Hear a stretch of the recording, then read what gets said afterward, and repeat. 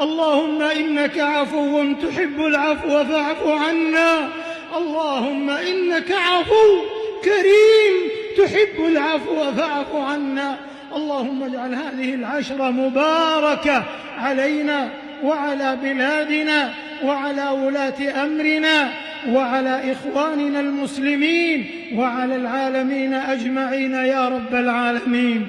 اللهم إنا نسألك أن تعتق رقابنا من النار. اللهم أعتق رقابنا في هذه العشر المباركة من النار ورقاب والدينا والمسلمين أجمعين يا رب العالمين. اللهم ما قسمت في هذه العشر المباركة من خير وتوفيق وصحة وعافية وسعة رزق فاجعل لنا منه أوفر الحظ والنصيب. فاجعل لنا